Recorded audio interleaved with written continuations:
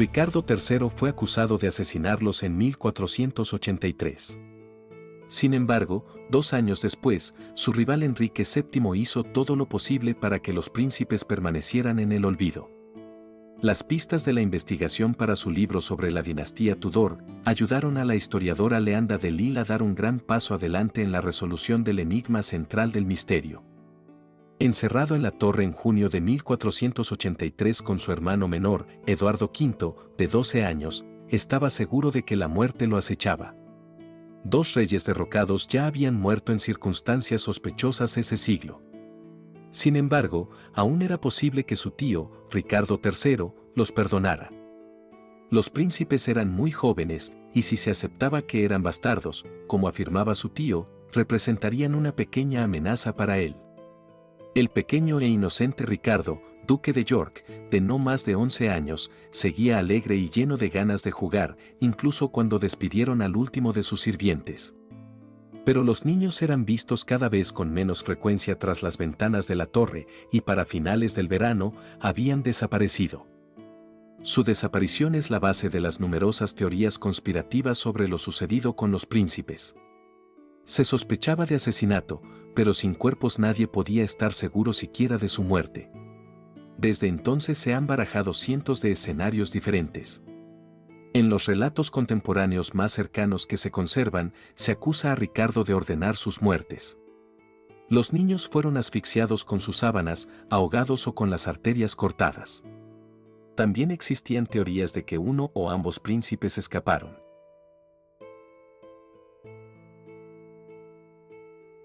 En épocas más modernas, algunos llegaron a creer que Ricardo III era inocente de ordenar la muerte de los niños y se llevó a sus sobrinos al extranjero o a un lugar seguro más cercano, solo para que fueran asesinados posteriormente por Enrique VII, quien tenía sus pretensiones rivales al trono.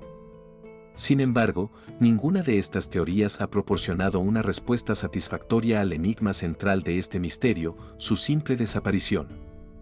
Si los príncipes vivían, ¿por qué Ricardo no lo dijo en octubre de 1483, cuando los rumores de que los había asesinado alimentaban una rebelión?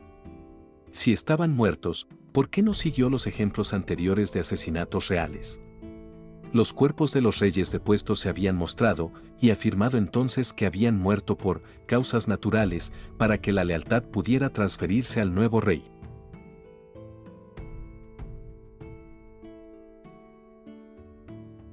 Que la respuesta a estas preguntas se encuentre en el siglo XV parece obvio, pero puede resultar difícil dejar de pensar como detectives del siglo XXI y empezar a pensar como contemporáneos. Para la mentalidad moderna, si Ricardo III fue un hombre religioso y un buen rey, como muchos creen, no pudo haber ordenado la muerte de 2 niños. Pero incluso las personas buenas hacen cosas malas cuando se les da la motivación adecuada. En el siglo XV, un deber primordial de un buen rey era garantizar la paz y la armonía nacional. Tras su coronación, Ricardo siguió empleando a muchos de los antiguos sirvientes de su hermano Eduardo IV. Pero a finales de julio de 1483 ya era evidente que algunos no aceptaban que los hijos del rey muerto fueran ilegítimos y juzgaban a Ricardo como un usurpador.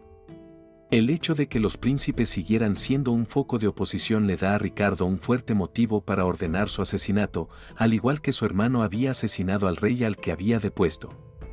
El infantil e indefenso lancasteriano Enrique VI fue hallado muerto en la torre en 1471, tras más de una década de conflicto entre las casas reales rivales de Lancaster y York.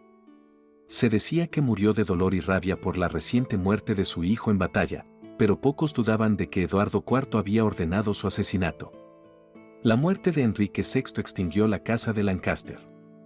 Solo su medio sobrino, Enrique Tudor, descendiente de Juan de Gante, fundador de la casa lancasteriana, a través de la línea ilegítima de los Beaufort de su madre, quedó para representar su causa. Atrapado en el exilio europeo, Enrique Tudor había representado una amenaza insignificante para Eduardo IV. Pero Ricardo era plenamente consciente de que la muerte de Enrique VI había tenido consecuencias inesperadas. El rey asesinado había sido aclamado popularmente como un santo, venerado por ricos y pobres por igual como un inocente cuya vida atribulada le había permitido comprender mejor sus propias dificultades. Se reportaron milagros en el lugar de su modesta tumba, en la abadía de Chertsey, en Surrey. Un simple campesino, por ejemplo, afirmó que el rey difunto incluso se dignó ayudarlo cuando se le atascó una haba en la oreja, que se le salió tras rezarle al rey depuesto. Eduardo IV no había logrado frenar el culto popular y Ricardo III compartía la inquietud de su difunto hermano por su creciente poder. Contaba con un gran número de seguidores en su ciudad natal, York, donde se había erigido una estatua de Enrique el Santo en el coro de la Catedral de York. En 1484, Ricardo intentaría tomar el control del culto con un acto de reconciliación, trasladando el cuerpo de Enrique VI a la capilla de San Jorge, en Windsor. Mientras tanto, existía un alto riesgo de que los príncipes difuntos también atrajeran un culto, pues en ellos las cualidades religiosas propias de la realeza se combinaban con la pureza de la infancia.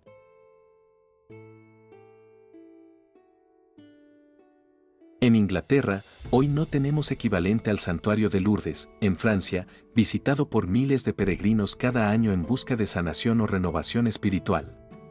Pero podemos recordar las enormes multitudes congregadas frente al Palacio de Buckingham tras la muerte de Diana, princesa de Gales.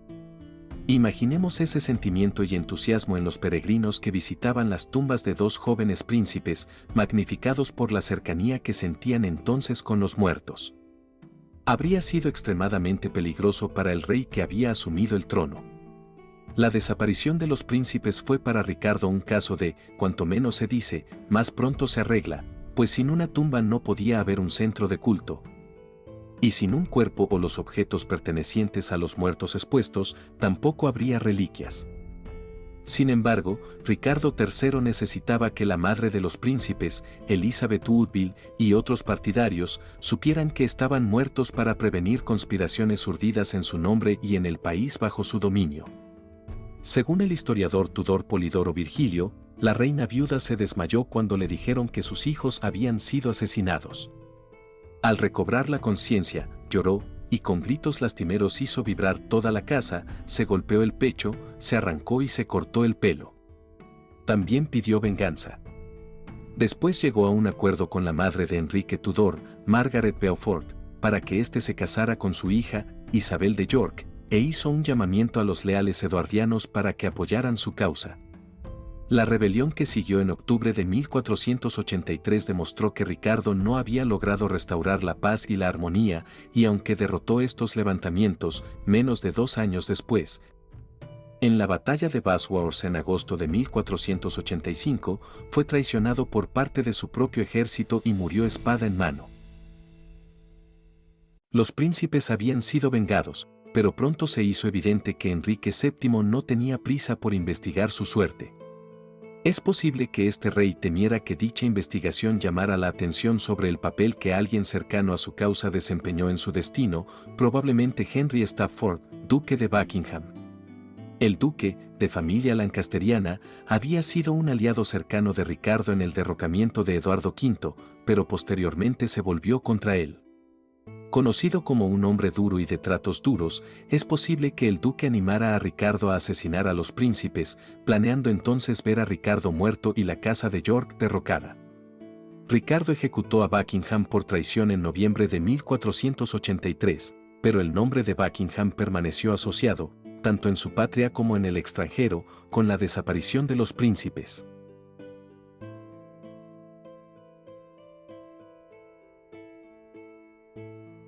Lo cierto, sin embargo, es que Enrique, al igual que Ricardo, tenía buenas razones para querer impedir el culto a los príncipes. Su derecho al trono por sangre era extremadamente débil y temía ser visto como un simple rey consorte de Isabel de York. Para contrarrestar esto, Enrique reclamó el trono por derecho propio, citando la divina providencia, la intervención de Dios en la tierra, como prueba de que era un verdadero rey, pues solo Dios creaba reyes. Una prueba clave utilizada para respaldar esto fue la historia de que, unos meses antes de su asesinato, el santo Enrique VI había profetizado el reinado de Enrique Tudor. No habría sido prudente permitir que los santos reales yorquistas compitieran con la memoria de Enrique VI, cuyo culto el nuevo rey Tudor ahora deseaba fomentar.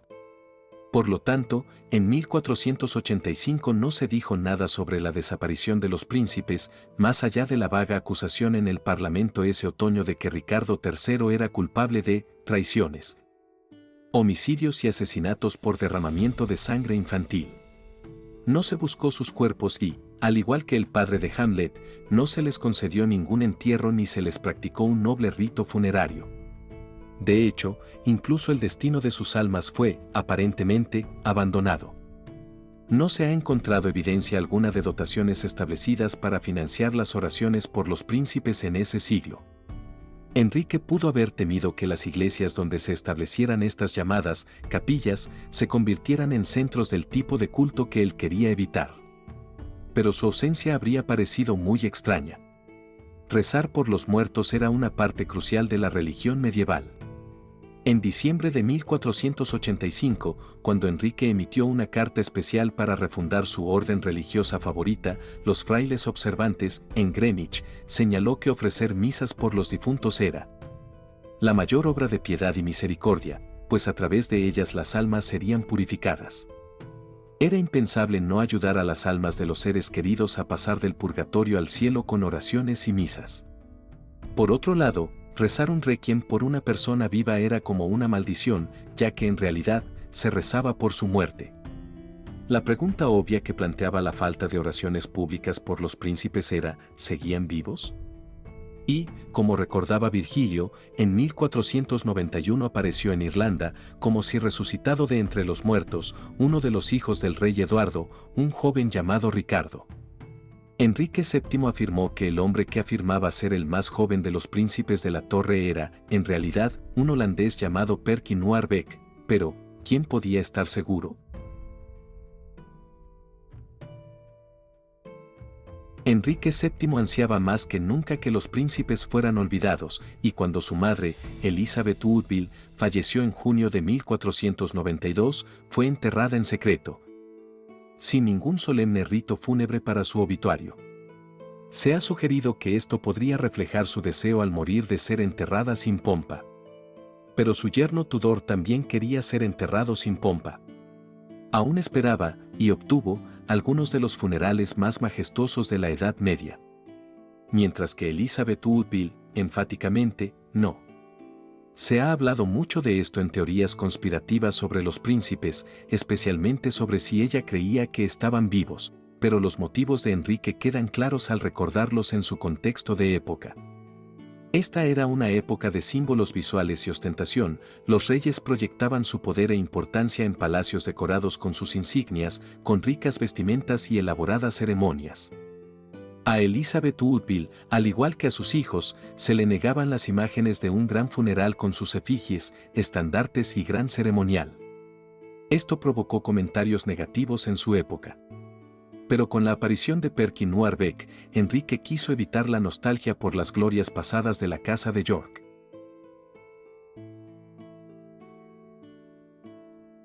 Corría el año 1497 cuando Perkin fue capturado.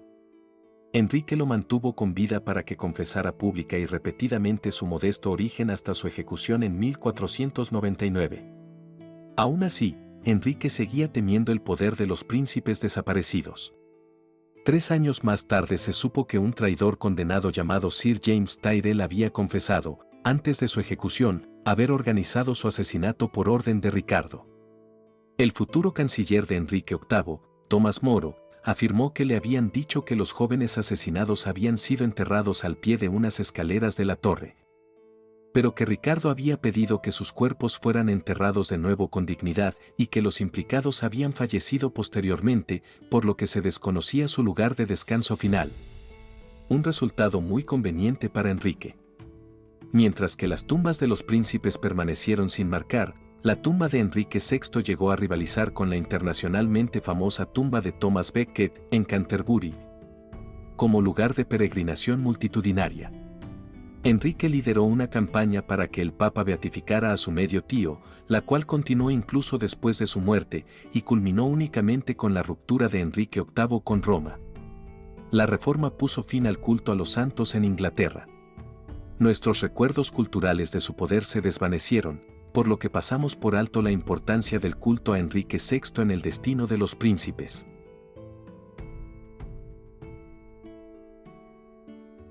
En 1674, mucho después de la muerte de la línea Tudor de Enrique VIII, se recuperaron 2 esqueletos en la torre, en un lugar que se asemejaba a la descripción de Moro de su primer entierro. Fueron enterrados en la abadía de Westminster, no lejos de donde yace Enrique VII. En 1933, fueron extraídos y examinados por 2 médicos. Rotos e incompletos, se determinó que los esqueletos pertenecían a 2 niños de entre 7 y 11 años y de entre 11 y 13. Los huesos fueron devueltos a su urna en la abadía y, sean quienes sean, estos pequeños huesos siguen siendo un testimonio del fracaso de Ricardo III y Enrique VII en enterrar a los príncipes en la oscuridad eterna.